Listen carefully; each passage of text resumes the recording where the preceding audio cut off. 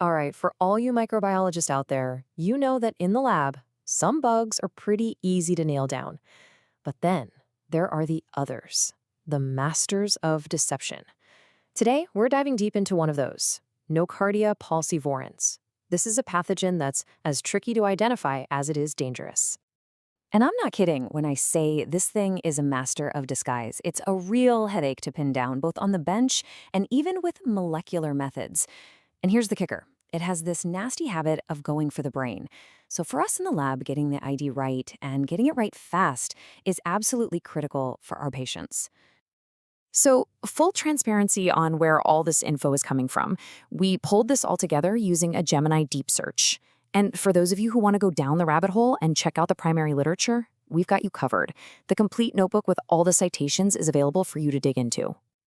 Okay, so here's our game plan for today. We're going to tackle this from a classic bench-to-bedside perspective.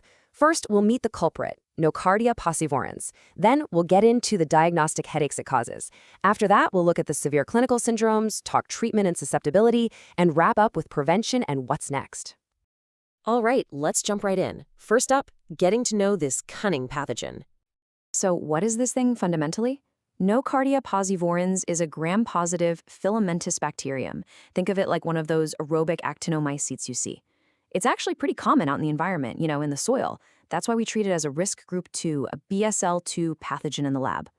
But here's where it gets serious. It's an opportunist, and when it gets the chance, it can cause some really devastating infections, with a scary preference for the central nervous system. Sometimes the name tells you everything you need to know. Paucivorans. It's Latin. Paucus means little, and vorans means devouring. So, eating little. And that's not just some nerdy etymology, that is a huge clue for us on the bench. It points directly to the fact that this organism is biochemically, kind of lazy.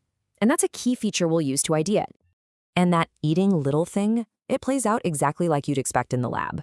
This bug is pretty inert. It won't hydrolyze casein, gelatin, or tyrosine, and it barely touches carbohydrates. But here's the real tell. Check out its aminoglycoside profile. It is intrinsically resistant to gentamicin. But, and this is the key, it's susceptible to amikation and tobramycin.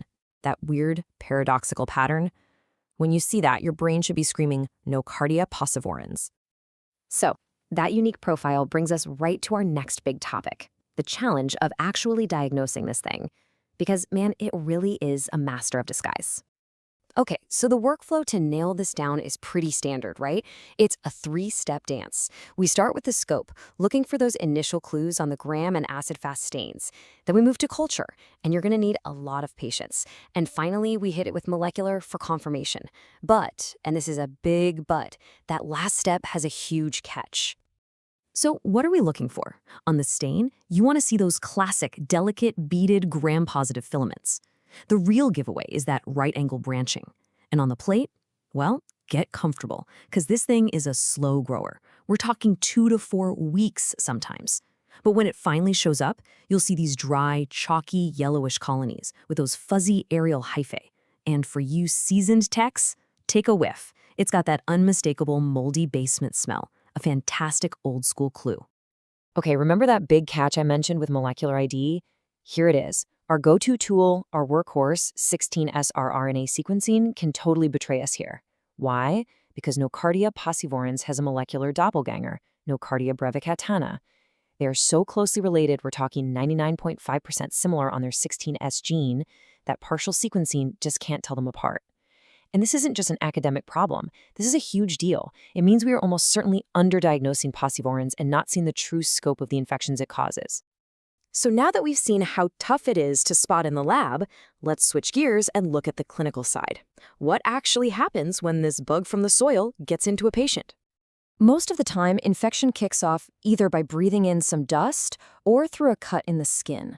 From there, you might see a lung infection that looks a lot like TB, or maybe a skin abscess. But the real danger with this bug is its ability to spread.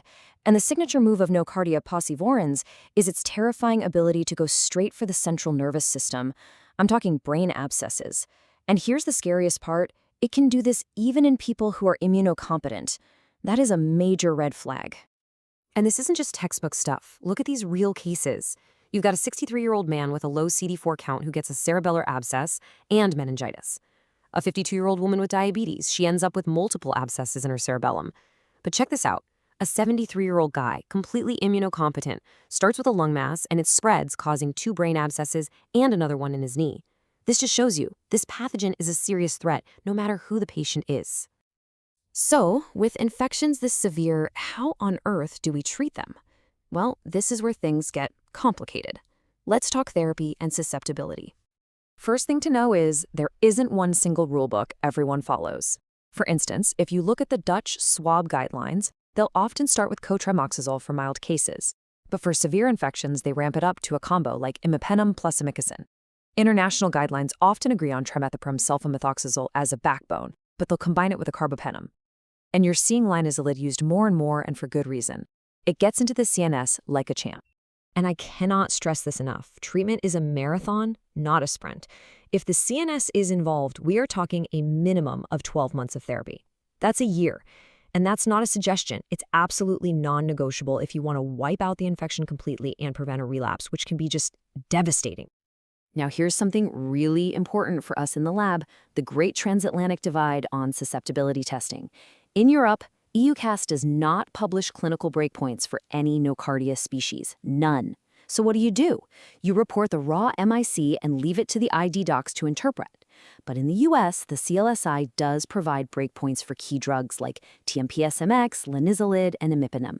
That means labs can give a clear-cut, susceptible, or resistant call. It's a huge difference in practice. Okay, let's wrap up by talking about prevention, control, and some of the big questions that are still out there. First, the good news. This is not something that spreads from person to person, so you don't need to isolate patients. Standard precautions are all you need.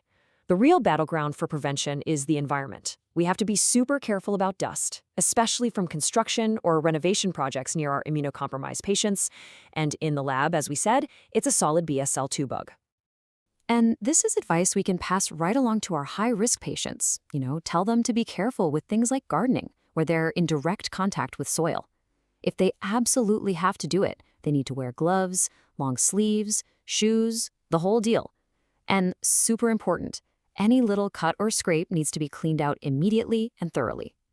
So that brings me to one last thought I want to leave you with. Think about it. This thing grows incredibly slowly. It has a molecular twin that makes it hard to identify, and it can cause horrific disease even in healthy people. So you have to ask the question, is this pathogen hiding in plain sight? How many cases are we missing simply because we don't or can't identify it correctly? Well, I hope this deep dive was helpful. If you found this useful, do me a favor and subscribe to the channel for more explainers just like this one. And honestly, I really want to hear from you all on this. If you've had a run-in with Nocardia paucivorans in your lab or clinic, share that experience in the comments below. This is how we all get smarter.